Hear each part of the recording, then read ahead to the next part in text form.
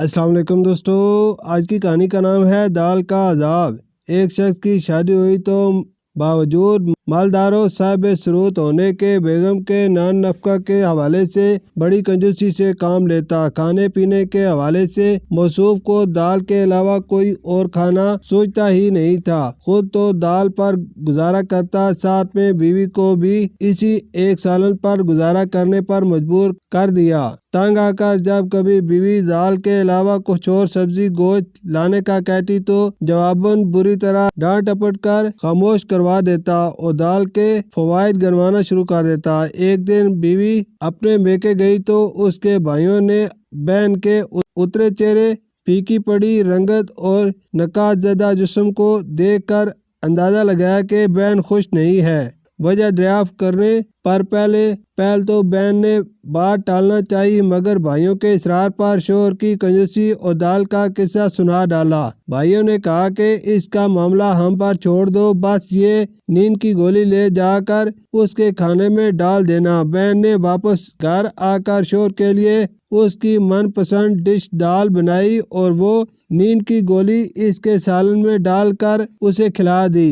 اب شوہر جیسے ہی نیند کی گہری وادیوں میں اترا تو اس عورت کے بھائیوں نے آ کر پہلے اس کے کپڑے اتار کر اسے کفن میں لپیٹا، پھر اس کی چارپائی ایک اندھیرے تاریک کمرے میں لے گئے۔ جیسے ہی وہ نیند کی وادیوں کی سیر سے واپس آیا تو اپنے آپ کو کفن میں محفوظ پا کر سمجھا کہ شاید اس کی موت ہو چکی ہے۔ اس کے اس گمان کو یقین میں بدلنے کے لیے عورت کے دو بھائی دنیاوی منکر نکیر بن کر حاضر ہوئے اور سوالات کا سلسلہ شروع کیا۔ تیرا رب کون ہے؟ تیرا دین کون سا ہے؟ نبی کون ہے؟ محمد صلی اللہ علیہ وسلم۔ جب ان تین سوالات کے جواب دے چکا تو ایک چوتھا سوال داغا گیا، دنیا میں کھانا کیا کھاتے تھے؟ اب کی بار جواب دیا، میں نے تو دال کے علاوہ کوئی کھانا چکھا ہی نہیں کبھی۔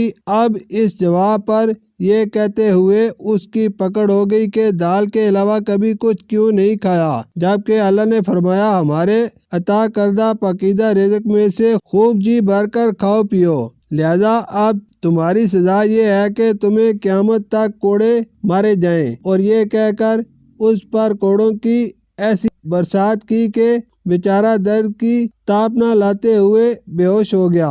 اب فوراً اسے واپس اسی جگہ لٹا دیا جہاں سویا تھا اور واپس کپڑے تبدیل کر دیے۔ جیسے ہی اسے ہوش آیا تو درد سے کراتے ہوئے بیوی کو سامنے دیکھ کر حیرانی کے عالم میں بولا، ہیں میں زندہ ہوں؟ ہاں، تمہیں کیا ہونا تھا بھلا؟ ٹھہرو میں دال بنا کر لاتی ہوں۔ بیوی یہ کہہ کر مڑنے ہی لگی تھی کہ فوراً اس نے چلاتے ہوئے آواز دی، نہیں دال کا عذاب بڑا سخت ہے۔ اللہ نے فرمایا ہے ہمارے دیے ہوئے پاکیزہ رزق میں سے خوب کھاؤ پیو، اس لیے میں گوشت لے کر آتا ہوں، آج وہ پکائیں گے۔ مسکرانا بھی سنت ہے، مسکرائیں اور دعاؤں میں ہمیں بھی یاد رکھیے۔ شکریہ۔